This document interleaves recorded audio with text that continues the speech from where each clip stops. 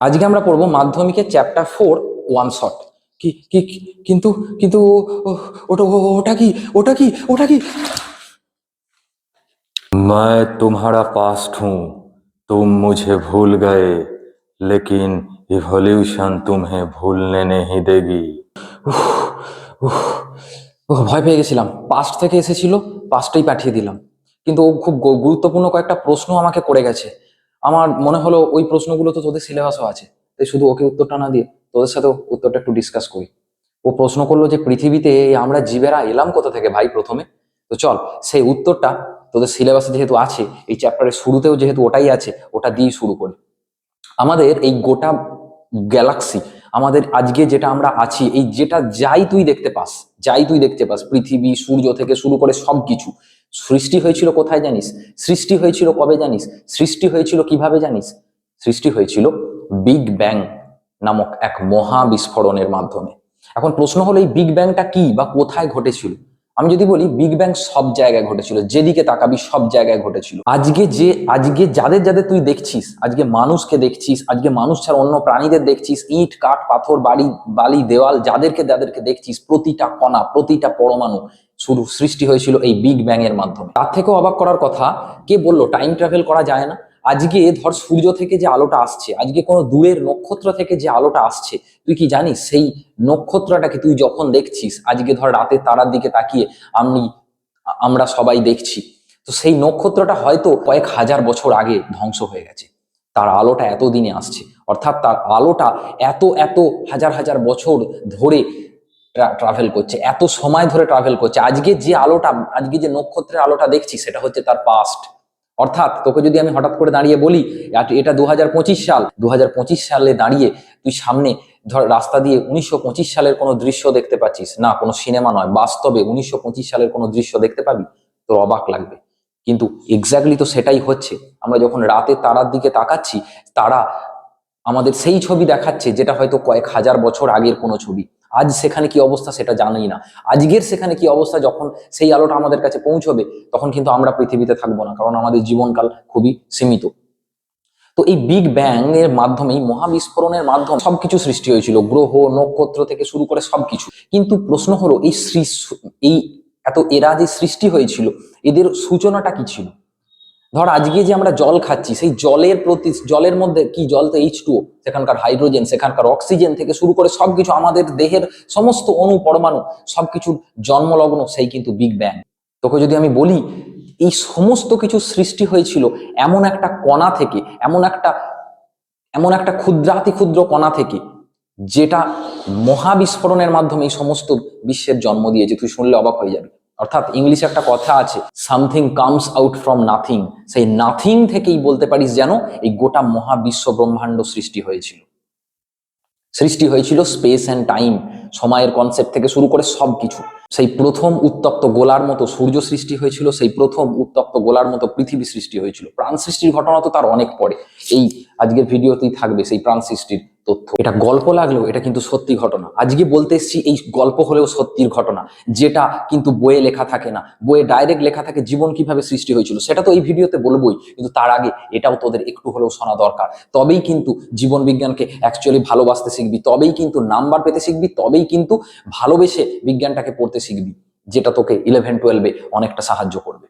আমাদের পাস্ট, আমাদের প্রেজেন্ট, আমাদের ফিউচার সবকিছু কানেক্টেড এই বিগ ব্যাং এর সঙ্গে। মহাবিশ্ব আজও প্রসারিত হয়ে চলেছে, এবং সেই সময় যে কোটি কোটি ডিগ্রি টেম্পারেচার ছিল, সেই সেই তাপমাত্রাটা ধীরে ধীরে ফিজিক্সের নিয়ম মেনে কনভার্ট হয়েছিল, রূপান্তরিত হয়েছিল ম্যাটারে। আর সেই ম্যাটার থেকেই এই বিশ্ব ব্রহ্মাণ্ডের সৃষ্টি। ক্লাস 12-এ যখন উঠবি এই বিষয়ে আরো ডিটেলসে বলবো, কিন্তু আপাতত এইটুকু শোনার পর এবার আমরা চলে যাব জীবন সৃষ্টির গল্পে, যেটা আমাদের বইয়ে লেখা থাকে, যেখান থেকে আমাদের বইয়ের লেখাটা শুরু হয়। কিন্তু তার আগেও অনেক না বলা কথা থেকে যায়, যেটা আমি ছোট্ট করে এই ভিডিওতে বললাম, ছোট্ট করে এই ওয়ান শট ভিডিওতে বললাম। চল তাহলে এবার জীবন সৃষ্টির গল্পে ফেরা যাক, যেখান থেকে আমাদের বইটা শুরু হয় অভিব্যক্তি অভিযোজন চ্যাপ্টারে, এবং 11-12 এর থেকে আরো অনেক ভালো ডিটেলসে বলবো, এটা কথা দিলাম। চ্যানেলটার সাথে জুড়ে থাকিস, এবং এই ভিডিওতেই যাকে দেখে আমি একটু আগে ভয় খেলাম, তারও অভিযোজন বা তারা কিভাবে এলো, কিভাবে এই সকল বিভিন্ন প্রাণীদের বিবর্তনের মাধ্যমে বিবর্তন হতে হতে হতে হতে আজ থেকে লেটেস্ট যে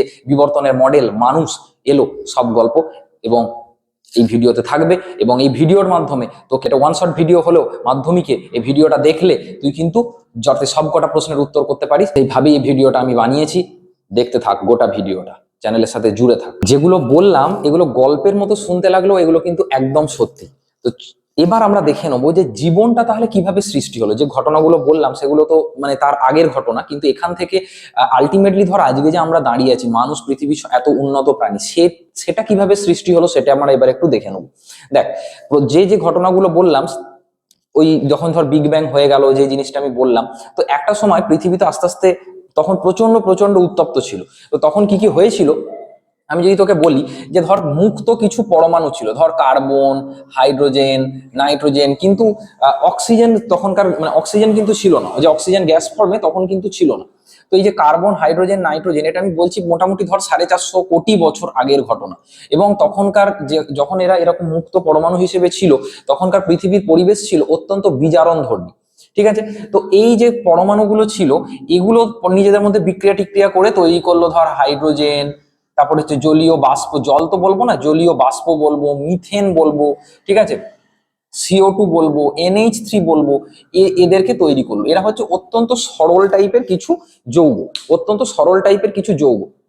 ঠিক আছে, সবাই কিন্তু অজৈব নয়। যেমন ধর মিথেন হচ্ছে জৈব যৌগ, অনেক বইয়ে দেখবি ভুল করে লেখা থাকে যে সরল অজৈব যৌগ ছিল, বা সরল অজৈব থেকে জৈব সৃষ্টি হয়েছে। ব্যাপারটা ওরকম মোটেই নয়। তাহলে মিথেন কি? মিথেন তো জৈব যৌগ। এই ভুলভাল কনসেপ্ট গুলো কিন্তু যেন না থাকে। ঠিক আছে, তো এরা সরল জৈব যৌগ, মানে এরা সরল যৌগগুলো সৃষ্টি হয়েছিল। ঠিক আছে, ম্যাক্সিমামই অজৈব যৌগ যদিও। তো এরা এখান থেকে কি হলো, এরা নিজেদের মধ্যে বিক্রিয়া করতে শুরু করলো, যেটা একটু পরেই আমি ইউরে মিলারের পরীক্ষার মাধ্যমে তোদেরকে দেখাচ্ছি বা প্রমাণ করে দিচ্ছি ইউরে মিলার যেটা বলেছিলেন। তো ধর এই যে CH4 যেটা মিথেন, তারপরে হচ্ছে ধর মানে মিথেনের সাথে আমি যদি ধর এখন জলের বিক্রিয়া করাই, মিথেন, তারপরে হচ্ছে জল, CO2, এরা নিজেদের মধ্যে বিক্রিয়া টিক্রিয়া করে তখনকার দিনে তৈরি করলো শর্করা, ফ্যাটি অ্যাসিড, শর্করা, ফ্যাটি অ্যাসিড। আবার এদিকে এই যে মিথেন, তার সাথে ধর অ্যামোনিয়া, NH3, CO2, এরা আমার নিজেদের মধ্যে বিক্রিয়া করে তৈরি করলো অ্যামাইনো অ্যাসিড। আবার যদি দেখ, বারবার মিথেন কথাটা বলতে হচ্ছে, মিথেন, জলীয় বাষ্প, HCN, এরা নিজেদের মধ্যে বিক্রিয়া করে তৈরি করেছিল বিভিন্ন নাইট্রোজেন যুক্ত ক্ষার, নাইট্রোজেনাস বেস। হলো, এবার তার মানে এই দেখ অলরেডি এইগুলো বুঝতেই পারছিস আমাদের জীবন সৃষ্টির জন্য এইগুলো খুব প্রয়োজনীয়। শর্করা বল, ফ্যাটি অ্যাসিড বল, অ্যামাইনো অ্যাসিড বল, নাইট্রোজেন যুক্ত ক্ষার বল, ঠিক আছে, যেগুলো থেকে পরবর্তীকালে নিউক্লিওটাইড তৈরি হয়েছিল। তো এই নাইট্রোজেন যুক্ত ক্ষারটা তৈরি হলো। এবার এই যে শর্করার অনেকগুলো ইউনিট পরপর জুড়ে গিয়ে সেখান থেকে পলিস্যাকারাইড তৈরি হলো। তার মানে কি এরপর তৈরি হলো, এরপর এখান থেকে বেশ কিছু জিনিস তৈরি হয়েছিল। যেমন ধর পলিস্যাকারাইড তৈরি হয়েছিল, শর্করারা জুড়ে পলিস্যাকারাইড তৈরি হয়েছিল, ফ্যাট তৈরি মানে ফ্যাটি অ্যাসিড, যে বললাম ফ্যাটি অ্যাসিড, তার সাথে ওই সময় গ্লিসারল তৈরি হয়েছিল। ফ্যাটি অ্যাসিড আর গ্লিসারল মিলে হচ্ছে তোর ফ্যাট তৈরি হয়েছিল। আর কি তৈরি হয়েছিল, এই নাইট্রোজেন যুক্ত ক্ষারগুলোর মাধ্যমে নিউক্লিওটাইড তৈরি হয়েছিল। দেখ, এরগুলো যাদের নামগুলো আমি লিখছি, এরা সবাই কিন্তু মানে জীবন সৃষ্টির জন্য অত্যন্ত গুরুত্বপূর্ণ। তো এবার এই যে polysaccharide, fat, nucleotide, amino acid, এরা তখনকার সমুদ্রের যে জল বা তখনকার বিজ্ঞানীরা মনে করেন, এটা বিজ্ঞানী হ্যালডেন মনে করেন, যে তখনকার সমুদ্রের উত্তপ্ত যে জল তাদের সাথে মিশে একটা মিশ্রণ তৈরি করেছিল, একটা ঝোলের মতো, একটা স্যুপের মতো অংশ তৈরি করেছিল, যাকে আমরা বলছি হট ডাইলিউট স্যুপ। কি বলছি, হট ডাইলিউট স্যুপ। এটা আলাদা করে কিন্তু প্রশ্ন পড়তে পারে। এই হট ডাইলিউট স্যুপ থেকে একটা কোলয়েডীয় পদার্থ তৈরি হয়, যাকে বিজ্ঞানী ওপারিন বলেছিলেন কোয়াসারভেট। আর বিজ্ঞানী ফক্স কোয়াসারভেটকে মানতে চাননি, উনি বলেছিলেন মাইক্রোস্ফিয়ার তৈরি হয়েছিল। ঠিক আছে, মাইক্রোস্ফিয়ার তৈরি হয়েছিল। দুজনের গঠনের অল্প বিস্তর ডিফারেন্স আছে, তো তোরা সেটা জানিস যে কোয়াসারভেট মতবাদটা যদিও বর্তমানে পরিত্যক্ত হয়েছে, কিন্তু মাধ্যমিক লেভেলে কিন্তু কোয়াসারভেটও প্রশ্ন আসতে পারে। ঠিক আছে, কোয়াসারভেট বা মাইক্রোস্ফিয়ার তৈরি হয়েছিল। এদের থেকে আমি যারা ক্র্যাশ কোর্সে আছিস তাদেরকে যে নোটটা দিয়েছি, সেখানে দেখবি এগুলো প্রত্যেকের মানে একদম যেগুলো প্রশ্ন আসতে পারে, এদের মানে সংজ্ঞাগুলো সেখানে কিন্তু খুব সুন্দরভাবে টাইপ করে আমি লিখে দিয়েছি। ওইগুলোর বাইরে কিন্তু কিছু আসবে না।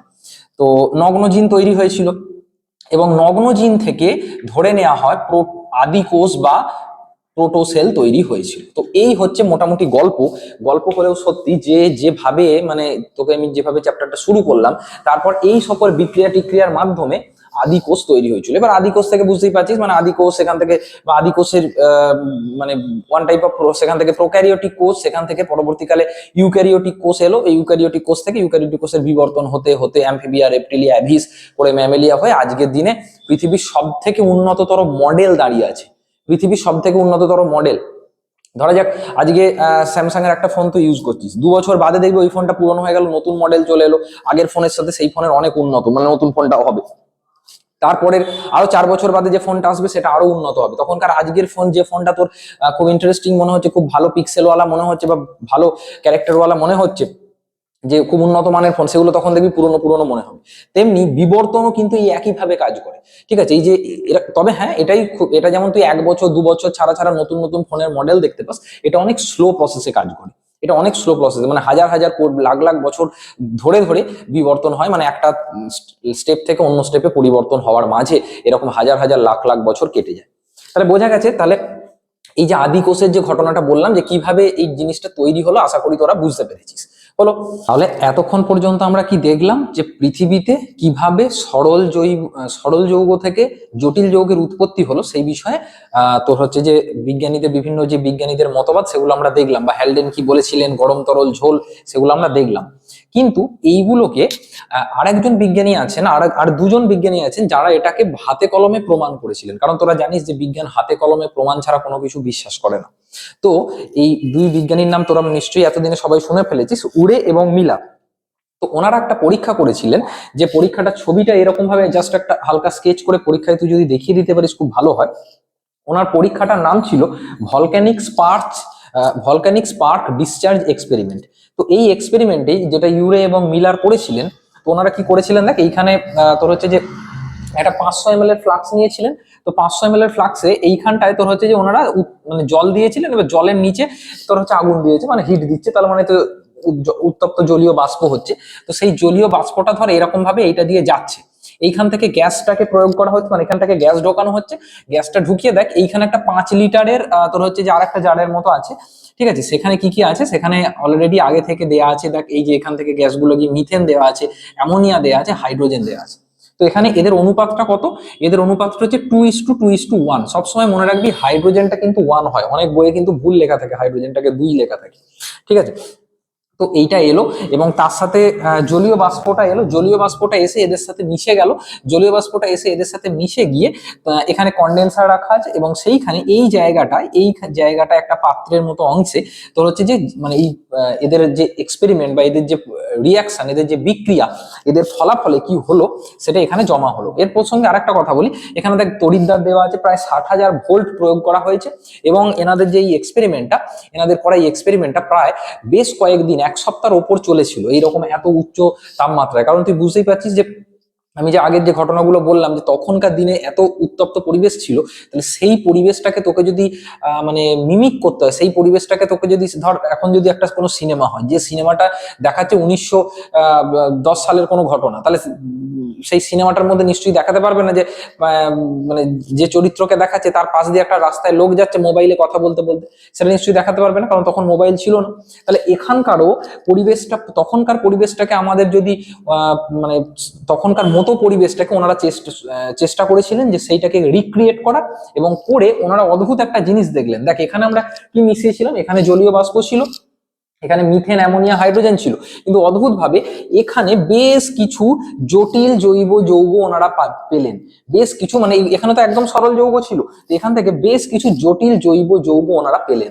তার মধ্যে ধর অ্যামাইনো অ্যাসিডও পেলেন। ধর আমি যদি বলি যে ওনারা যেগুলো ধর মেনলি ওনারা অনেক জটিল জৈব যৌগ পেয়েছিলেন, তো তাদের মধ্যে আমি বলছি, ধর অ্যালানিনকে বলতে পারি, অ্যালানিন পেয়েছিলেন, গ্লাইসিন পেয়েছিলেন, ল্যাকটিক অ্যাসিড পেয়েছিলেন,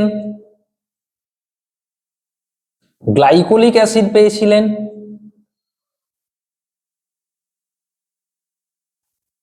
ঠিক আছে? এইরকম প্রচুর অ্যাসিড বা এইরকম প্রচুর অ্যামাইনো অ্যাসিড বা এরকম প্রচুর জটিল জৈব যৌগ ওনারা পেয়েছিলেন। তার মানে বুঝতে পারছিস এটা কিন্তু আমরা অলরেডি একটা জীবন সৃষ্টির দিকে এগিয়ে চলেছি, কারণ এইগুলো হচ্ছে আমাদের জীবনের ক্ষেত্রে খুব এসেন্সিয়াল। তোরা জানিস আমাদের দেহে প্রচুর, মানে আমাদের দেহে অ্যামাইনো অ্যাসিড দিয়ে তৈরি, তো সেখানে থাকেই। তার মানে তার দিকে দেখ, একটা সরল থেকে আমরা জটিলের তরর দিকে এগিয়ে চলেছি, কারণ সেইগুলো দিয়েই তো পরবর্তীকালে জীব সৃষ্টি হয়েছিল। তো এই হলো ব্যাপার। এখান থেকে মানে বাকি ঘটনাটা অনেকের কাছে ক্লিয়ার হয়ে যায়, এবং এটা প্রমাণ হয় যে ওপারিন বা হ্যালডেন তারা যে দাবিটা করছিলেন, তারা একটু আগে যেগুলো আমি বললাম, তো সেগুলো কিন্তু একদম সঠিক দাবি ছিল। তো এইটা হচ্ছে ইউরে মিলারের পরীক্ষা। তো সেটাকে পরীক্ষা, পর্যবেক্ষণ, সিদ্ধান্ত এরকম ভাবে তোকে কিন্তু লিখতে হবে। তোরা যারা আমার ক্র্যাশ কোর্সে আছিস, তারা তো আমি নোট দিয়েই দিয়েছি, যেমন গুছিয়ে যেভাবে লিখতে হবে ওইরকম নোট অনুযায়ী লিখবি। আর যারা ক্র্যাশ কোর্সে নেই, তোরাও কিন্তু এরকম গুছিয়ে বই থেকে পড়ে কিন্তু তোকে লিখতে হবে, ঠিক আছে? তো এবার বলি, তোরা কেউ চাইলে এখনো ক্র্যাশ কোর্সে জয়েন করতে পারিস, আর অল্প দু একদিন হয়তো আমি অ্যাডমিশন নেবো। টোটাল 199 ফিজ, ঠিক আছে, একবারই দিতে হবে। তার মধ্যে তুই সব নোটগুলো পেয়ে যাবি, আর প্রত্যেকটা ক্লাস ডিটেলসে ক্লাসগুলো করানো থাকছে, এবং তোর হচ্ছে যে আগের যে ক্লাসগুলো হয়ে গেছে সেগুলো তোরা দেখে নিতে পারিস, এবং টেস্ট পেপার তো চলছেই। তো এই হলো ব্যাপার। তো এরপর আমরা চলে আসব খুব ইম্পর্টেন্ট দুটো জায়গায়, সেটা হচ্ছে ল্যামার্কবাদ আর ডারউইনবাদ। তো দেখ, এই চ্যাপ্টারে তোকে যদি পড়তে হয়, ল্যামার্ক আর ডারউইনকে বাদ দিয়ে তুই কিন্তু এগোতে পারবি না। কেন বলছি? কারণ ধর, ল্যামার্ক বা ডারউইন দুজনেই হচ্ছে কি বলবো, বিবর্তনের এক একটা স্তম্ভ। ডারউইন আরো বেশি, কিন্তু ল্যামার্কও তার আগে অনেক কিছু মতবাদ দিয়েছিলেন, যে মতবাদটা কিন্তু খুব খুব গুরুত্বপূর্ণ। ল্যামার্কের আসল নামটা ছিল বেস বড়, ঠিক আছে? তখনকার দিনে যদি পরীক্ষার ফর্ম ফিল আপ থাকতো, ল্যামার্কের নামটা কিন্তু পরীক্ষার ফর্মের মধ্যে হয়তো ধরতো না। ল্যামার্কের পুরো নাম জ্যাঁ ব্যাপতিস্তে দা ময় ল্যামার্ক। ল্যামার্ক যে বইটা লিখেছিলেন, বইয়ের নাম ফিলোজফিক জুলজিক। তো ল্যামার্ক কি বলেছিলেন? তো ল্যামার্ক বলেছিলেন প্রত্যেকটা প্রাণীরই নিজস্ব একটা চাহিদা আছে, সেটা কোনো অঙ্গের তৈরির ক্ষেত্রে হতে পারে বা ইত্যাদির ক্ষেত্রে হতে পারে। তো ধর, একটা প্রাণী প্রচুর অঙ্গ, মানে একটা অঙ্গ বারবার বারবার ব্যবহার করছে, বা একটা প্রাণী কোনো অঙ্গ একদমই ব্যবহার করছে না। অর্থাৎ উনি বলেছিলেন ব্যবহার অব্যবহার, ব্যবহার অব্যবহার, একটা প্রাণী কিরকম ভাবে অঙ্গ ব্যবহার করবে বা অব্যবহার করবে, যদি ধর ব্যবহার বা অব্যবহারের ওপর নির্ভর করবে যে অঙ্গটা তার ক্ষেত্রে খুব গুরুত্বপূর্ণ হিসেবে তার দেহে থাকবে কি থাকবে না, ঠিক আছে? যদি ধর একদমই সে অব্যবহার করে, তাহলে অঙ্গটা বলছে অবলুপ্ত হয়ে যেতে পারে, বা অঙ্গটা কিন্তু কাজ করবে না সেই ক্ষেত্রে, বা চাহিদা অনুযায়ী নতুন অঙ্গের সৃষ্টি হতে পারে। তো তাহলে অব্যবহার করলে অঙ্গটা কাজ করবে না বা অঙ্গটা নষ্ট হয়ে যাবে। যদি চাহিদা থাকে, ব্যবহার হয়, তাহলে চাহিদা অনুযায়ী নতুন অঙ্গ সৃষ্টি হতে পারে। এবং এই বিষয়টাকে এই বিষয়ের যে বৈশিষ্ট্যটা উনি বলেছিলেন, এই বিষয়টা বৈশিষ্ট্যের বংশানুসরণ হয়, বৈশিষ্ট্যের বংশানুসরণ হয়, এবং সেখান থেকে নতুন প্রজাতি সৃষ্টি হতে পারে। উনি এরকম কিছু উদাহরণও দিয়েছিলেন, ঠিক আছে? উনি এবার এরকম তুই নিজেই বল, ঠিক আছে, তুই নিজেই বল। ধরা যাক একটা অ্যাক্টর, তার হচ্ছে একটা 6 প্যাক বা 8 প্যাক একটা বডি আছে। তো ল্যামার্কের মতবাদ যদি সত্যি হতো, তাহলে তার যে ছেলে বা মেয়ে, সে কিন্তু মানে 6 প্যাক বা 8 প্যাক বডি নিয়ে জন্মাতো। এটা কি আদৌ হয়? এটা কিন্তু হয় না, ঠিক আছে? তাই ল্যামার্কের মতবাদটা পরবর্তীকালে বাতিল হয়ে যায়, এবং ল্যামার্ক এইরকম একটা গাঁজাখুরি মতবাদ কিন্তু ল্যামার্ক দিয়েছিলেন, কিন্তু পরবর্তীকালে এই মতবাদটা বাতিল হয়ে যায়। অর্থাৎ জিরাফের ক্ষেত্রে ল্যামার্ক কি বলেছিল? জিরাফের ক্ষেত্রে ল্যামার্ক বলেছিলেন যে জিরাফ সবসময় চেষ্টা করছে, যে সে কমপ্লান খাওয়ার মতো, ঠিক আছে? ছোটবেলায় কমপ্লানের যখন অ্যাড আসতো, যে জিরাফ কন্টিনিউয়াসলি চেষ্টা করছে, যে লাফাচ্ছে লাফাচ্ছে, যে আর জিরাফের মাকে বলছে যে দেখো আমি বাড়ছি মাম্মি। এরকম করতে করতে করতে করতে জিরাফের গলা লম্বা হয়ে গেছে। কিন্তু অ্যাকচুয়ালি কি তাই? নিশ্চয়ই নয়, তোরা সেটা জানিস। তাই ল্যামার্কের মতবাদ পরবর্তীকালে বাতিল হয়ে যায়। এর পরবর্তীকালে যার কথা বলবো, তিনি হচ্ছেন ডারউইন। ডারউইন কি বলেছিলেন না, ডারউইন ছোটবেলাটা এই প্রকৃতির দিকে খুব ইন্টারেস্ট ছিল। তো ডারউইন যেটা মেনলি করেছিলেন, যে ডারউইন এইরকম বলেননি। ডারউইন প্রায় দীর্ঘ 5 বছর একটা জাহাজে ভ্রমণ করেছিলেন, যে জাহাজটার নাম এইচএমএস বিগল। তো এইচএমএস বিগলে 5 বছর ভ্রমণ করার সময় তিনি বিভিন্ন নমুনা সংগ্রহ করেছিলেন, এবং সেই নমুনাগুলোকে তিনি এক জায়গায় এনেছিলেন। এবং আনার পর পরবর্তীকালে তার বন্ধু ওয়ালেস তাকে একটা চিঠি পাঠায়, এবং যে চিঠির যে মানে তোর হচ্ছে যে চিঠিতে যিনি যে কথাটা বলতে চেয়েছেন, তার সাথে ডারউইনের মতবাদটা বা ডারউইনের যে মানসিকতা, ডারউইন যেটা আবিষ্কার করেছে সেটা অনেকটা মিলে গেছিল, এবং সেই জন্য তারা দুজনে মিলে এই মতবাদটা প্রকাশ করেছিলেন। এবং এই মতবাদটা কি, উনি কি বলেছিলেন? খুব সোজা, উনি বলেছিলেন যে পৃথিবীতে জীবেরা জ্যামিতিক হারে বংশবৃদ্ধি করে। জীবেরা জ্যামিতিক হারে বংশবৃদ্ধি করে মানে হচ্ছে যে প্রত্যেকটা, মানে তুই ধর প্রাণীরা যদি না মারা যেত, এমন অনেক প্রাণী আছে ছোটবেলায় যদি তাদের বাচ্চারা না মারা যেত, তাহলে গোটা পৃথিবীটা তারা কয়েক বছরের মধ্যে দখল করে ফেলতে পারতো, মানে এত সংখ্যায় বেড়ে যেত। তাহলে বুঝতেই পারছিস যে এত প্রাণী যখন জন্মাচ্ছে, যে জ্যামিতিক হারে যখন বংশবৃদ্ধি হচ্ছে, জ্যামিতিক হারে বংশবৃদ্ধি হচ্ছে, জ্যামিতিক হারে বংশবৃদ্ধি হচ্ছে, কিন্তু তার সাথে একটা সমস্যা কি, এটা যেমন সুবিধা, এর সাথে এর সাথে সমস্যা হচ্ছে যে এদের খাদ্য সীমিত। এদের খাদ্য এদের খাদ্য কি, এদের খাদ্য হচ্ছে সীমিত। তাহলে কি হবে, খাদ্য সীমিত অথচ জ্যামিতিক হারে বংশবৃদ্ধি করছে, তাহলে সেখান থেকে কি হবে, অস্তিত্বের জন্য সংগ্রাম। এই দুটোর ফলাফল স্বরূপ কি হবে, অস্তিত্বের জন্য সংগ্রাম, যেটাকে সার্ভাইভাল অফ দা ফিটেস্ট বলা হয়। কি বলা হয়, সার্ভাইভাল অফ দা ফিটেস্ট হলো। তাহলে বা স্ট্রাগল ফর এক্সিস্টেন্স তুই এটাকে বলতে পারিস। তাহলে এই অস্তিত্বের জন্য সংগ্রামের পরই কিছু মারা যাবে, কিছু বেঁচে থাকবে। যারা বেঁচে থাকবে তারা প্রাকৃতিকভাবে নির্বাচিত হলো, অর্থাৎ বলতে পারি যে তাদের ওপর কাজ করছে ন্যাচারাল সিলেকশন, বা তারা ন্যাচারালি সিলেক্টেড হলো। তাহলে ন্যাচারালি সিলেক্টেড হয়ে সেখান থেকে নতুন প্রজাতি সৃষ্টি হলো। এটা ডারউইনের মত। দেখ, ল্যামার্কের মতবাদের সাথে ডারউইনের মতের একটা তুই বিশেষ পার্থক্য খুঁজে পেলি। অর্থাৎ জিরাফ দিয়ে আমি যদি তোকে ব্যাখ্যা করি, যে ডারউইন ল্যামার্ক যেটা বলেছিলেন যে জিরাফ সবসময় চেষ্টা করছিল গলাটা লম্বা করতে, গলা লম্বা হয়ে গেছে। ডারউইন বললো না, ওরকম ব্যাপারটা নয়। একটা জায়গায় ছোট গলার জিরাফও ছিল, বড় গলার জিরাফও ছিল। এবার ধর গাছের সাইজ মাঝারি, এরকম মাঝারিও ছিল, গাছের সাইজ লম্বাও ছিল। যে মাঝারি যে গাছগুলো আছে, ছোট সাইজের জিরাফও খেয়ে ফেলছে, বড় সাইজের জিরাফও মাঝারি মানে গলাটা ধর নামিয়ে খেয়ে ফেলছে। তো এরকম হতে হতে হতে হতে একটা সময় ধর ছোট সাইজের যে গাছগুলো সেগুলো শেষ হয়ে গেল, তখন একমাত্র বড় সাইজের গাছগুলো পড়ে রইলো। তাহলে বড় সাইজের গাছগুলো যখন পড়ে রইলো, তখন কি হলো, তখন শুধুমাত্র যে বড় গলার জিরাফ আছে তারাই তাকে খেতে পারলো। ছোট গলার জিরাফ তো আর ওই মানে ওই লম্বা গলা পর্যন্ত, মানে লম্বা গাছ পর্যন্ত পৌঁছতে পারলো না। তাহলে ছোট গলার জিরাফ মারা গেল, বেঁচে কি আর কারা রইলো, বেঁচে রইলো শুধুমাত্র বড় গলার জিরাফটা। তাহলে বড় গলার জিরাফটা যখন বেঁচে রইলো, এই বড় গলার জিরাফ থেকে তার পরবর্তী প্রজন্ম তৈরি হতে লাগলো। তাহলে আস্তে আস্তে আস্তে আস্তে বড় গলার জিরাফের সংখ্যা বেড়ে যেতে লাগলো। তো এইটা ডারউইন বলেছিলেন। তো দুটো মতবাদের মধ্যে অবশ্যই তুই পার্থক্য লক্ষ্য করতে পারছিস। এদের পার্থক্যটা ভালো করে করে যাবি, বা আমার নোটেও আমি দিয়ে দিয়েছি। তো এইটা হলো ব্যাপার। তাহলে ডারউইনবাদ বা ল্যামার্কবাদের মধ্যে একটা প্রশ্ন কিন্তু এবারে আসার চান্স যথেষ্ট বেশি। বিশেষ করে আমি জোর দেবো ডারউইনবাদের কথা। পর চলে আসবো তিনটে খুব গুরুত্বপূর্ণ শব্দ, যেটার থেকে অনেক ছাত্রছাত্রীদের ধর অসুবিধা হয়। একটা হচ্ছে লিভিং ফসিল, একটা হচ্ছে মিসিং লিঙ্ক, একটা হচ্ছে কানেক্টিং লিঙ্ক। ঠিক আছে, আর একটা হচ্ছে নিষ্ক্রিয় অঙ্গ। চারটে টার্মকেই আমি বলে দিচ্ছি। দেখ, লিভিং ফসিল মানে হচ্ছে যে এমন একটা প্রাণী, যেমন ধর লিমুলাস, যেটা দীর্ঘ মানে কয়েক বছর মানে কয়েক হাজার বছর ধরে যার মানে অপরিবর্তিত অবস্থায় সে থেকে গেছে, এটা হচ্ছে লিভিং ফসিল, জীবন্ত জীবাশ্ম যেটাকে বলা হয়। 2 নম্বর হচ্ছে মিসিং লিঙ্ক আর কানেক্টিং লিঙ্ক। দেখ, দুটো শব্দ অনেকে ইন্টারচেঞ্জেবলি ব্যবহার করেন, মানে দুটো শব্দ অনেক ক্ষেত্রে দেখবি মানে অনেক ক্ষেত্রে দেখবি দুটো শব্দ খুব কাছাকাছি শব্দ, মানে একটার বদলে তুই অন্য শব্দটাও কখনো কখনো হয়তো ব্যবহার করা যেতে পারে, মানে অনেক জায়গায় তুই দেখতে পাবি, কিন্তু তবুও এদের মধ্যে একটা সূক্ষ্ম পার্থক্য আছে। কানেক্টিং লিঙ্ক মানে এমন প্রাণী যারা বর্তমানে বেঁচে আছে এবং তারা দুটো গ্রুপের মধ্যে বর্তমানে সংযোগ রক্ষা করছে। যেমন ধর অ্যানেলিডা আর আর্থ্রোপোডার মধ্যে সংযোগ রক্ষা করছে পেরিপেটাস বলে প্রাণীটা, তারা কানেক্টিং লিঙ্ক। আর মিসিং লিঙ্ক বলছে এরাও দুটো গ্রুপের মধ্যে সংযোগ রক্ষা করছে, যেমন ধর মানে রেপটাইলস আর বার্ডস, তাদের মধ্যে সংযোগ রক্ষা করতো আর্কিওপটেরিক্স। কিন্তু এদের তফাৎটা হচ্ছে যেটা তোর হচ্ছে যে মিসিং লিঙ্ক বলছি, এরা বর্তমানে কিন্তু অবলুপ্ত হয়ে গেছে, এরা বর্তমানে কিন্তু মারা গেছে। মানে এদের জীবাশ্ম পাবি, কিন্তু কানেক্টিং লিঙ্ক তো বেঁচে আছে, তাহলে তার জীবাশ্মর কোনো ব্যাপার নেই, বুঝতেই পারছিস। তাহলে এইটা গেল এদের এই তিনটের পার্থক্য। আর নিষ্ক্রিয় অঙ্গটা তো জানিস, যে অঙ্গ আমাদের দেহে দীর্ঘদিন ব্যবহার, মানে কোনো প্রাণীর দেহে ধর দীর্ঘদিন ব্যবহার হচ্ছে না, তার ফলে সেটা মানে অকেজো টাইপের একটা অঙ্গে পরিণত হয়েছে, সেগুলো নিষ্ক্রিয় অঙ্গ বলে। যেমন ধর আমাদের অ্যাপেন্ডিক্স বা আমাদের কক্সিস, তো সেটাকে তুই নিষ্ক্রিয় অঙ্গ হিসেবে তুই সেটাকে ভাবতে পারিস। হলো, এরপর চলে আসবো আমি ঘোড়ার বিবর্তনে। তো ঘোড়ার বিবর্তনটা কি জিনিস? ঘোড়ার বিবর্তন হচ্ছে, ঘোড়ার বিবর্তনের ক্ষেত্রে কি কি হয়েছিল আমরা একটু দেখে নেবো। একটা মানে যখন আমরা ধর ঘোড়ার বিবর্তন পড়েছিলাম, তো ঘোড়ার বিবর্তনে আমি যদি ঘোড়ার প্রত্যেকটাকে একবার বলি, প্রথম থেকে শেষ পর্যন্ত একবার বলি, আমরা কি দেখবো। ইও হিপ্পাস আমি যদি এক এক করে বলি, তো ইও হিপ্পাসের ক্ষেত্রে কি হয়েছিল, এরা ইওসিন যুগে এসেছিল। মোটামুটি এদের সামনের পায়ে 4টে, পিছনের পায়ে 3টে করে আঙুল ছিল, এবং বলতে পারিস এদের হাইট ছিল ওই 28 থেকে 30 সেন্টিমিটার পর্যন্ত। একদম ছোট, মানে এইটুকু একটা ঘোড়া, তুই ভাবতে পারছিস। ঠিক আছে, ইও হিপ্পাসের পর কে এসেছিল? ইও হিপ্পাসের পর মানে মেসোহিপ্পাস এসেছিল।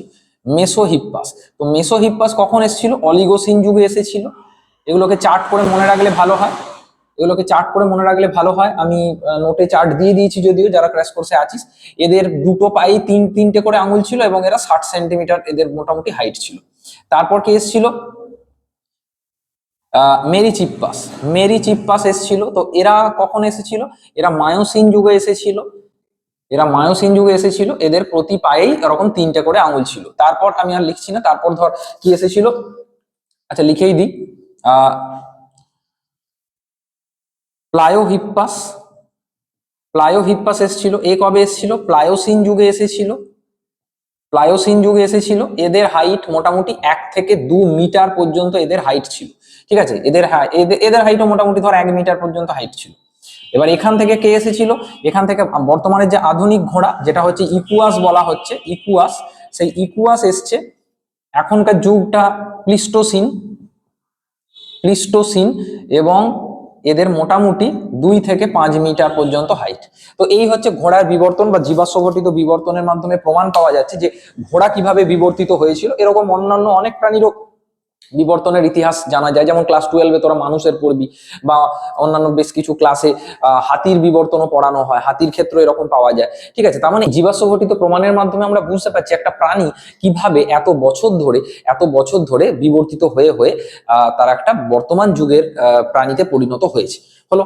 এরপর কয়েকটা শব্দ বলবো যেগুলো থেকে দেখবি টেস্ট পেপারে প্রচুর প্রশ্ন আছে। একটা, এগুলো তোরা অনেকেই জানিস, একটা হচ্ছে সমসংস্থ অঙ্গ, সমবৃত্তীয় অঙ্গ। তো সমসংস্থ মানেই বুঝতে পারছিস যে সমসংস্থ মানে কি। সমবৃত্তীয়টা আমি যদি আগে বলি, সমবৃত্তীয় মানে যাদের কাজ এক কিন্তু গঠন আলাদা, আর সমসংস্থ মানে যাদের গঠন এক কিন্তু কাজটা আলাদা। যেমন ধর মানুষের হাত আর বাদুড়ের ডানা, এটা হচ্ছে সমসংস্থ অঙ্গের উদাহরণ। আবার ধর মটরের আকর্ষ আর ঝুমকলতার আকর্ষ, এগুলো হচ্ছে সমবৃত্তীয় অঙ্গের উদাহরণ। সমসংস্থ অঙ্গ সাধারণত অপসারী বিবর্তনকে নির্দেশ করে, সমবৃত্তীয় অঙ্গ সাধারণত অভিসারী বিবর্তনকে নির্দেশ করে। এগুলো একটু মনে রাখতে হবে কিন্তু, ঠিক আছে। এছাড়াও যে ধর বিবর্তন যে হয়েছে সেটা মেরুদণ্ডী প্রাণীদের হৃৎপিণ্ডের গঠনগত যে মিল আছে সেটা দিয়েও প্রমাণ করা যায়। যেমন যদি তোকে আমি বলি যে মাছ থেকে আমি যদি শুরু করি, যে মাছের ক্ষেত্রে তোর হচ্ছে 2টো প্রকোষ্ঠ, একটা অলিন্দ একটা নিলয়। ঠিক আছে, আবার যদি মাছ থেকে তুই ধর মানে চলে এলাম আমরা ধর অ্যাম্ফিবিয়া, ধর ব্যাঙ জাতীয় যে প্রাণীগুলো আছে তাদের ক্ষেত্রে দেখবি 2টো অলিন্দ একটা নিলয়, মানে 3টে প্রকোষ্ঠ আছে।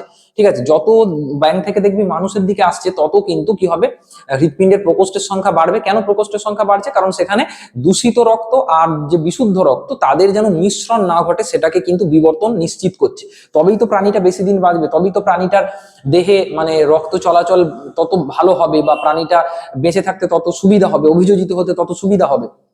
ঠিক আছে, ব্যাঙের পর যদি ধর আমরা চলে আসি রেপটাইলস এর ক্ষেত্রে, তো রেপটাইলস এর ক্ষেত্রে দেখবি আমরা যেমন দেখি যে 2টো অলিন্দ দেখা যাবে এবং একটা অসম্পূর্ণভাবে বিভক্ত নিলয় দেখা যাবে। এক্ষেত্রে একটাই ব্যতিক্রম আছে, যেটা হচ্ছে কুমিরের ক্ষেত্রে কিন্তু 4টে প্রকোষ্ঠই দেখা যায়। ঠিক আছে, তারপর হচ্ছে অ্যাভিস আর ম্যামেলিয়া মানে হচ্ছে পাখি আর স্তন্যপায়ীদের প্রাণীদের ক্ষেত্রে কিন্তু পুরোপুরি 4টে প্রকোষ্ঠ দেখা যায়। যেমন ধর তুই যদি আমাদের ক্ষেত্রে দেখি, আমি যদি তোকে একদম সহজ ভাষায় বোঝাই যে আমাদের এরকম 4টে প্রকোষ্ঠ, আমি হৃৎপিণ্ডে 4টে প্রকোষ্ঠ দেখাচ্ছি। এটা ধর বাম অলিন্দ বাম নিলয়, ডান অলিন্দ ডান নিলয়। ঠিক আছে, এবার এদিকে এদের সাথে কানেকশন থাকছে ফুসফুসের, আর এদিকে কানেকশন থাকছে বাকি যে দেহ মানে ফুসফুস বাদ দিয়ে বাকি যে দেহ তাদের সাথে কানেকশন থাকছে। ফুসফুস থেকে বিশুদ্ধ রক্ত এসে এখানে ঢুকছে, এটা দিয়ে সেটা বেরুচ্ছে, বেরিয়ে গোটা দেহে সরবরাহ করছে, দেহ থেকে সেটা গিয়ে আবার ডিঅক্সিজেনেটেড হয়ে যাচ্ছে, মানে CO2 সেখানে বেড়ে যাচ্ছে, যে সেখান থেকে আবার RV থেকে বেরিয়ে সেটা ফুসফুসে গিয়ে রিচার্জ হওয়ার জন্য চলে যাচ্ছে। ঠিক আছে, দেখ এখানে কোথাও আমি যদি তোকে এই যে মানে চার্টটা দেখালাম, এখানে কোথাও দূষিত বা বিশুদ্ধ যে রক্ত তার কিন্তু মিশ্রণ ঘটছে না। ওই জন্য আমরা একটু আগে ফোনের যে গল্পটা তোদেরকে বলছিলাম, যে আমরা হচ্ছে এই মুহূর্তে পৃথিবীর সব থেকে উন্নততর মডেল বা উন্নততর প্রাণীদের বা উন্নততর জীবেদের মডেল। কিন্তু এরম ভাবিস না যে বিবর্তন থেমে আছে, বিবর্তন খুব স্লো বলে বোঝা যায় না। আজ থেকে ধর কয়েক হাজার বছর পর পৃথিবী টিকে থাকলে তখন হয়তো আমাদের থেকে উন্নত কোনো মডেল আসবে, আমাদের থেকে উন্নত কোনো মানুষ বা আমাদের থেকে উন্নত কোনো প্রাণী নিশ্চয়ই আসবে। বিবর্তন কিন্তু থেমে থাকে না, এটা কিন্তু মনে রাখতে হবে। তাহলে আমাদের এই পার্টটা হয়ে গেল। এরপর আমরা চলে আসবো এই চ্যাপ্টারের পরের পার্টটা, যেটা হচ্ছে অভিযোজন থেকেও কিন্তু প্রচুর প্রশ্ন আসে। এবার এই চ্যাপ্টারের একদম শেষ দিকে আমরা চলে এসেছি, আচরণ ও অভিযোজন। দেখ আচরণ মানে কি, আমরা ম্যাক্সিমাম প্রাণীরা যা যা করি আমরা সেটাই তাদের আচরণ। ঠিক আছে, মানে যে একটা প্রাণী যে যে ঘটনাগুলো ঘটায় সেটাই তাদের আচরণ। যেমন ধর বসন্তের শুরুতে কোকিলের ডাক বা মৌমাছি চাক বাঁধে, সবগুলোই তাদের আচরণ। এবার এই দেখ আচরণগত, শারীরবৃত্তীয় আর গঠনগত যে পরিবর্তনটা প্রাণীদের দেহে ঘটে দীর্ঘ সময় ধরে পরিবেশের সাথে মানিয়ে নেওয়ার জন্য, সেটাই হচ্ছে অভিযোজন। তাহলে সম্পর্কটা বুঝতে পারলি, আচরণ আর অভিযোজন। আবার অভিযোজিত হওয়ার জন্য মানে দীর্ঘদিন ধরে অভিযোজন হওয়ার জন্য যে ফলাফল হয়, মানে অভিযোজনের দীর্ঘকালীন যে ফলাফল, সেটাই হচ্ছে ইভলিউশন বা অভিব্যক্তি। বোঝা গেছে? তো আমাদের সিলেবাসে কিছু কয়েকটি প্রাণীর বা কয়েকটি উদ্ভিদের অভিযোজন আছে, সেটা নিয়ে আমরা এক এক করে পড়ে নেব। আমরা প্রথমেই যেটাকে ভাগ করব, ধর অঙ্গ সংস্থানগতকে আমরা বলছি অঙ্গ সংস্থানগত। দেখ, অঙ্গ সংস্থানগত অভিযোজন বা অঙ্গ সংস্থানগত কার কি পরিবর্তন আছে, দেখ ফার্স্টে চলে আসবো। আমরা যদি ক্যাকটাসের ক্ষেত্রে বলি, তো ক্যাকটাসের ক্ষেত্রে কি কি হয়? দেখ, ক্যাকটাসের ক্ষেত্রে পাতা ছোট হয় প্রথম কথা, কারণ ক্যাকটাস কোথায় থাকে? ক্যাকটাস মরু অঞ্চলে থাকে। তাহলে এদের টার্গেট এটাই থাকবে যে কিভাবে আমি জলের যে অপচয় সেটাকে আমি কমাতে পারবো, কিভাবে আমি বাষ্পমোচন কমাতে পারবো, তবে তো তারা বাঁচতে পারবে। তো আমি যেরকম পয়েন্ট করে করে লিখছি সেভাবেই লিখবি, বা আমি যেরকম ভাবে ক্র্যাশ কোর্সের নোটে দিয়েছি সেইভাবে লিখবি, কারণ এগুলো একটু পয়েন্ট করে লিখলে তবে নাম্বার হবে। দেখ, বোঝা এক জিনিস আর খাতায় রিপ্রেজেন্ট করাটা এক জিনিস। অনেক সময় আমার মানে যে প্লেলিস্ট করা আছে, যে মাধ্যমিক বা উচ্চ মাধ্যমিক আমার যে ছাত্রছাত্রীরা র্যাঙ্ক করেছে, বহু ছাত্রছাত্রী আমার যারা হচ্ছে যে 1 থেকে 10-এর মধ্যে র্যাঙ্ক করেছে বহু বছর পশ্চিমবঙ্গের মধ্যে, তাদের খাতাগুলো একটু দেখবি। তাদেরকে আমি যেরকম ভাবে লেখানো শিখিয়েছি, যেরকম ভাবে লিখতে বলেছি, তাদের খাতাগুলো আমি ওইভাবেই তোদেরকে দেখিয়েছি, যাতে তোদের একটু আইডিয়া পাস যে কিভাবে লিখতে হবে। ঠিক আছে? তুই মানে যদি জীবন বিজ্ঞানের ক্ষেত্রে খাতাটাকে রিপ্রেজেন্ট করা খুব গুরুত্বপূর্ণ। খাতাটাকে কিভাবে তুই পরীক্ষার খাতায় সাজাচ্ছিস সেটা কিন্তু খুব গুরুত্বপূর্ণ। পয়েন্ট করে কিভাবে লিখছিস যাতে পরীক্ষক নাম্বার দিতে পারেন, বা একাধিক কালি ইউজ করবি, তো সেইভাবে কিন্তু ভালো করে, যেমন আমি ক্র্যাশ কোর্সের নোটে দিয়েছি সেইভাবে লিখবি, যাতে কিন্তু ফুল মার্কস আসে তোদের। জিনিসটা একটু ভালো করে বুঝে নে। তো পাতা ছোট ক্যাকটাসের ক্ষেত্রে, আর কি এদের পাতা হচ্ছে কাঁটায় রূপান্তরিত হয়। এই দুটো হচ্ছে ক্যাকটাসের ক্ষেত্রে প্রধান অভিযোজন বা অঙ্গ সংস্থানগত যে অভিযোজন আমি বললাম। ঠিক আছে? এরপর ধর আমি যদি বলি মাছের পটকা, মাছের ক্ষেত্রে কি আছে না, মাছের পটকা আছে। তো পটকাটা হচ্ছে একটা এয়ার ব্লাডার টাইপের, এটা দেখতে এরকম একটা হালকা করে স্কেচ তুই দেখিয়ে দিতে পারিস। এইখানে একটা ভালভ থাকে। তো এইটা হচ্ছে যে প্রথম মানে এটা এইখানে হচ্ছে যে যেটাকে বলা হয় রেড গ্ল্যান্ড, আর এইটাকে বলা হয় রেটিয়া মিরাবিলিয়া। তো এই রেড যে গ্রন্থি আছে, এ হচ্ছে তোর গ্যাস তৈরি করে, আর সেই গ্যাসটা যখন মানে বেরোয় তখন এটা খুলে যায়, তাহলে মাছটা মানে মাছের ভেসে থাকার ক্ষেত্রে সুবিধা হয়। আবার ধর যখন মাছের জলের গভীরে যাওয়ার দরকার আছে, তখন এই ভালভটা খুলে যায়, এই গ্রন্থির যে গ্যাস বা এই চেম্বারের যে গ্যাসটা দেখছিস সেটা এই রেটিয়া মিরাবিলিয়া শোষণ করে নেয়, ফলে মাছ আবার গভীরে চলে যায়। ঠিক আছে? তো এটা হয়ে যায় আর কি। ঠিক আছে? রেটিয়া মিরাবিলিয়া যেটা বললাম হলো। এরপর যদি আমি বলি আর আছে পায়রা। তো পায়রায় কি দেখা যায়? পায়রায় হচ্ছে বায়ুথলি থাকে। অতিরিক্ত পায়রায় বায়ুথলি থাকে 9টা, জানিস তোরা। তো পায়রার ক্ষেত্রে সেই বায়ুথলিটা কি জন্য দরকার না, অক্সিজেনটা পূর্ণ বা পায়রাকে তো যাতে সে ভালোভাবে উড়তে পারে, সেই জন্য পায়রার ক্ষেত্রে বায়ুথলির একটা গুরুত্বপূর্ণ ভূমিকা আছে। এবার এই বায়ুথলিগুলো থাকার জন্য কিছু সুবিধা আছে। প্রথম কথা, বায়ুথলিগুলো পায়রাকে তোর হচ্ছে দ্বিশ্বসনে সাহায্য করে, যেটাকে মানে পায়রার একটা বিশেষ গুরুত্বপূর্ণ বৈশিষ্ট্য। বায়ুথলিগুলো বেলুনের মতো দেখতে। ঠিক আছে? এবং খুব পাতলা হয়, এবং তাছাড়াও এরা হচ্ছে যে উষ্ণতা নিয়ন্ত্রণে এদের ভূমিকা আছে। পায়রার দেহে উষ্ণতা নিয়ন্ত্রণে ভূমিকা আছে। তো এটা হলো অঙ্গ সংস্থানগত অভিযোজন।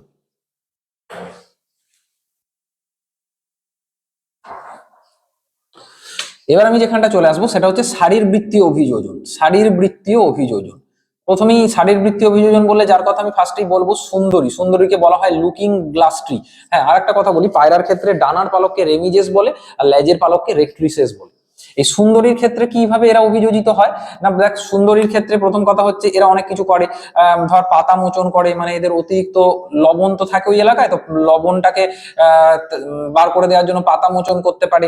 এদের শ্বাসমূল থেকে আলাদা করে প্রশ্ন আসতে পারে, নিউম্যাটোপোর কি। তো শ্বাসমূলের মাধ্যমে, যেহেতু লবণাক্ত মাটিতে অক্সিজেন কম, তো ওরা শ্বাসমূলের মাধ্যমে অক্সিজেন গ্রহণ করতে পারে। এবং তার সাথে সাথে এরা বাকল মোচন করে। এইভাবে সুন্দরী নিজেকে অভিযোজিত করে, লুকিং গ্লাস ট্রি বলা হয়। যখন সুন্দরী থেকে প্রশ্ন পড়লে সুন্দরীর বিজ্ঞানসম্মত নামটা একটু সঙ্গে দিয়ে দিতে পারলে ভালো হয়। এরপর চলে আসবো সুন্দরীর পর যার কথা আমি বলবো সেটা হচ্ছে উট। ঠিক আছে? মরুভূমির জাহাজ যাকে বলা হয়। তো উটের ক্ষেত্রে প্রথমে একটা কথা বলে দিই, ম্যাক্সিমাম বইয়ে একটা ভুলভাল কথা লেখা থাকে। সেটা হচ্ছে যে মানে আমাদের আরবিসি হচ্ছে নিউক্লিয়াস বিহীন, কিন্তু উটের আরবিসি হচ্ছে নিউক্লিয়াস যুক্ত। ঠিক আছে? এটা পুরোপুরি ভুল কথা, কিন্তু অনেক বইয়ে ভুলটা এখন লেখা থাকে। মনে রাখবি, আমাদের মানে পরীক্ষার খাতাতে ভুলটা লেখার দরকার নেই। আমাদের আরবিসি আর উটের আরবিসি দুটোই কিন্তু নিউক্লিয়াস বিহীন। ঠিক আছে, ওদের ক্ষেত্রে মানে মাইক্রোস্কোপে একটা ব্যান্ডের মতো দেখা যায়, ওটা কি আগে ভুল করে নিউক্লিয়াস মনে করা হতো। ঠিক আছে, তো উটের আরবিসির ক্ষেত্রে বা উট মানে উটের যে গুরুত্বপূর্ণ বৈশিষ্ট্য, তোরা জানিস যে ওরা মরুভূমি অঞ্চলে থাকে, তাই ওদেরকে তুই যখনই চাইছিস গিয়ে একটা বোতল থেকে জল খেয়ে নিচ্ছিস। ঠিক আছে, কিন্তু বা ওই যে আগে একটা অ্যাড দেখাতো যে উট এসে বিসলেরির জল খাচ্ছে, ঠিক আছে, তো ওটা তো মানে বাস্তবে ওরকম সম্ভব নয়। তাই উট মানে সবসময় কিন্তু জল পায় না, যখন পায় ওরা একসাথে অনেকটা জল খেয়ে নেওয়ার চেষ্টা করে, এবং বাকি সময়টা যখন ধর জল পাচ্ছে না তখন বেঁচে থাকার জন্য ওরা কিছু বিশেষ গুরুত্বপূর্ণ বৈশিষ্ট্য অবলম্বন করে, যেটা এদেরকে অভিযোজনে সাহায্য করে। তো উটের ক্ষেত্রে কি কি হয়, উটের ক্ষেত্রে কি কি হয়, প্রথম কথা এদের ঘাম হয় না, এদের ঘাম প্রায় হয় না বললেই চলে। ঠিক আছে, ঘাম হয় না। আরবিসি যেটা বললাম, আরবিসি একটু ডিম্বাকার টাইপের হয়, এবং এদের মূত্র মূত্র আমাদের মতো সবসময় বা আমাদের মতো খুব ফ্রিকোয়েন্টলি ওরা কিন্তু মূত্রত্যাগ করে না, খুব কম মূত্রত্যাগ করে, এবং মূত্রটা অত্যন্ত অত্যন্ত ঘন হয়। ঠিক আছে, অত্যন্ত ঘন হয়, এবং ঘন মূত্র ত্যাগের জন্য তোরা ক্লাস 9-এ পড়ে এসেছিস যে লুপ অফ হেনলি যে অংশটা বা হেনলি লুপ যে অংশটা, ওদের ক্ষেত্রে হেনলি লুপ অংশটা আমাদের থেকে একটু বেশি দীর্ঘ হয়। ঠিক আছে, নেফ্রনের ক্ষেত্রে যে হেনলি লুপ অংশটা আছে সেটা আমাদের থেকে ওদের একটু বেশি দীর্ঘ হয়, যাতে মূত্রটা কিন্তু ঘন হয়, মানে মূত্রটা জলের পুনঃশোষণ বেশি হতে পারে, এবং ফলে মূত্রটা ঘন হতে পারে। ঠিক আছে, এইভাবে উট কিন্তু নিজেকে মানে অভিযোজিত করে, এবং ওদের যে কুঁজ আছে সেখানে যে ফ্যাট আছে সেটাকে জারিত হয়ে ওরা অনেক সময় জল তৈরি করে, এবং সেখান থেকে ওরা কিন্তু মানে জলের চাহিদা পূরণ করতে পারে। এইভাবে উট নিজেকে অভিযোজিত করে, এবং শুধু তাই নয়, আর প্রয়োজন মতো যখন জল পায় তখন ওরা অতিরিক্ত জল গ্রহণ করে নিতে পারে, এবং এদের আরবিসি ফুলতে পারে। এদের আরবিসি অতিরিক্ত ফুললেও, ঠিক আছে, আরবিসিটা ফেটে যায় না, প্রায় 240% পর্যন্ত এদের আরবিসি প্রসারিত হতে পারে, তার ফলে এদের মানে অভিযোজনে সুবিধা হয়, বুঝতেই পারছিস। এরপর আমাদের লাস্ট যেটা চলে যাব আচরণগত যে অভিযোজন। ঠিক আছে, এরপর যেটা চলে যাব যে আচরণগত অভিযোজন। আচরণগত অভিযোজনের মধ্যে আমাদের সিলেবাসে দুটো আছে, একটা হচ্ছে শিম্পাঞ্জি, একটা হচ্ছে মৌমাছি। ঠিক আছে, তো শিম্পাঞ্জি কি করে, শিম্পাঞ্জি থেকে অনেক সময় প্রশ্ন দেয়, খুব সোজা জিনিস শিম্পাঞ্জি। তো শিম্পাঞ্জি মেনলি দুটো আচরণ করে এখানে তোদের সিলেবাসে যেরকম আছে।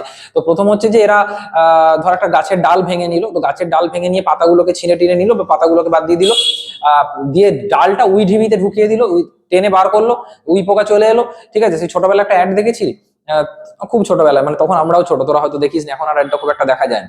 ফেবিকুইকের অ্যাড দিচ্ছিল, ফেবিকুইক না ফেবিকলের কি একটা অ্যাড ছিল। ঠিক আছে, দেখছে একটা লোক ছিপ দিয়ে মাছ ধরছে, আর একটা লোক কি করেছে, সে ওই একটা মাছ ধরার একটা লাঠি, তো সেখানে ওরকম মানে ছিপটায় ফেবিকল না বা ফেবিকুইক লাগিয়ে নিয়েছে, জলে একবার ডোবাচ্ছে, দিয়ে দেখছে সব মাছ চলে এলো, দিয়ে এই বাসের লোকটা অবাক হয়ে গেল আর কি। ঠিক আছে, এরকম একটা মজার অ্যাড ছিল আর কি।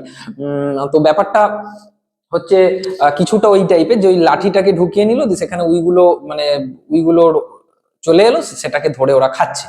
ঠিক আছে, অথবা এরা আরেকটা জিনিস করে, ধর বাদাম জাতীয় কোনো যখন ওরা খাবার খায় বা খাবার পায়, তখন হাতের কাছে তো ওরা তো আর ওই হাতুড়ি পাচ্ছে না। ঠিক আছে, যে কামারশালায় গিয়ে হাতুড়ি নিয়ে এলো, তো ওরা কি করছে যে তোর মানে কোনো পাথর জাতীয় অংশ, পাথর জাতীয় কোনো অংশকে ওরা হাতুড়ির মতো ইউজ করছে, দিয়ে ওই বাদামটাকে ঠুকে ভাঙছে, বাদামের খোলাটাকে, সেখান থেকে ওরা বাদামটাকে খেতে পারছে। এটা হলো শিম্পাঞ্জির অভিযোজন, এগুলোকে পয়েন্ট করে লিখবি। ঠিক আছে, তোরা যেরকম ভাবে রেডি করেছিস সেইভাবে লিখবি, আর যারা আমার ক্র্যাশ কোর্সে আছিস তারা নোটে তো এইগুলো আমি পয়েন্ট করে দিয়েও দিয়েছি, বা এক্সট্রা যে পয়েন্টগুলো দিয়েছি সেগুলো অবশ্যই অ্যাড করবি। এরপর লাস্ট চলে আসবো মৌমাছির অভিযোজন। মৌমাছির অভিযোজনটা আমি এখানে বলছি বটে, কিন্তু মৌমাছির অভিযোজনের উপর আলাদা একটা ডেডিকেটেড ভিডিও আছে, দেখবি মাধ্যমিকের প্লেলিস্টে আমার এই চ্যানেলে একটা ভিডিও আছে, ওখানটা ভিডিওটা 10-15 মিনিটের, 10 নাকি 12 মিনিটের একটা ভিডিও। ঠিক আছে, ভিডিও শুরুর দিকটা একটু মজার, কিন্তু ভিডিওটা কিন্তু ওই শুধু মজার অংশটা বলে দেখবি না, ভিডিওটা একদম শেষ পর্যন্ত দেখবি, দেখবি অনেক কিছু এক্সট্রা তথ্য পাবি।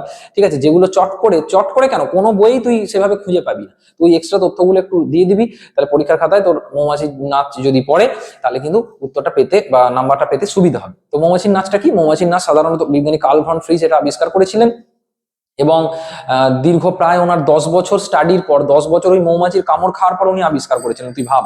ঠিক আছে, এবং এর জন্য উনি নোবেল পুরস্কার পেয়েছিলেন। তো মৌমাছির নৃত্য তোদের সিলেবাসে দুরকম প্রধানত নাচ আছে, এছাড়াও উঁচু ক্লাসে উঠে শিখবি যে আরো এক ধরনের নাচ আবিষ্কার হয়েছে।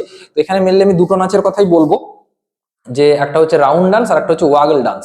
এই মৌমাছির যে দুটো নাচের কথা বলছি, একটা হচ্ছে ওয়াগল ডান্স, আর একটা হচ্ছে রাউন্ড ডান্স।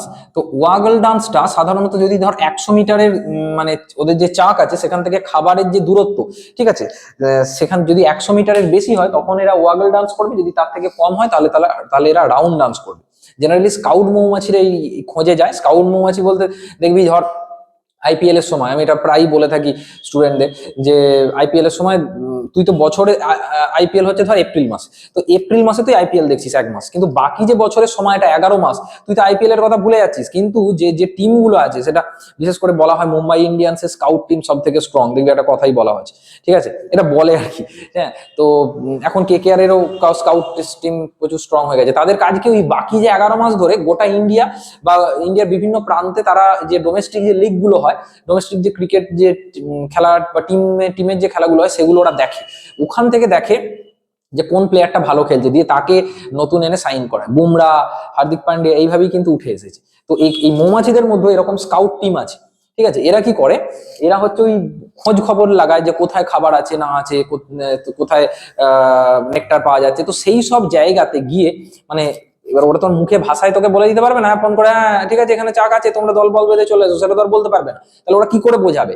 ওরা ওই জন্য একটা নতুন মানে তথ্য আদান প্রদানের প্রক্রিয়া আবিষ্কার করেছে, সেটা হচ্ছে নাচ, ডান্স, ঠিক আছে। তো ওই ডান্সের মাধ্যমে এরা করে, এবং সেই ডান্সের আলাদা আলাদা মানে যদি ধর 100 মিটারের বেশি হয় তাহলে ওয়াগল ডান্স করবে, যদি 100 মিটারের কম হয় তাহলে তারা রাউন্ড ডান্স করবে। এইভাবে বাকি যে মানে তাদের যে সঙ্গী সাথীরা আছে তাদেরকে তারা বোঝায় যে খাবারটা কোথায় আছে।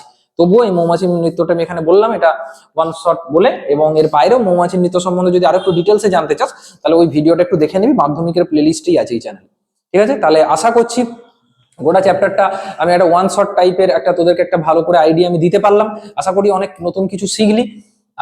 চ্যানেলটাকে সাবস্ক্রাইব করে রাখ। বাকি চ্যাপ্টারের ভিডিও খুব তাড়াতাড়ি আসছে, বাকি চ্যাপ্টারের ভিডিও আমি মাধ্যমিকের আগে দিয়ে দেবো। এবং তার সাথে আমাদের অন্যান্য ভিডিও আছে, বা ওই ভবিষ্যতে তোরা যখন 11-এ উঠবি তখন তো প্রচুর ভিডিও থাকবেই। চ্যানেলটাকে সাবস্ক্রাইব করে রাখিস। Thank you.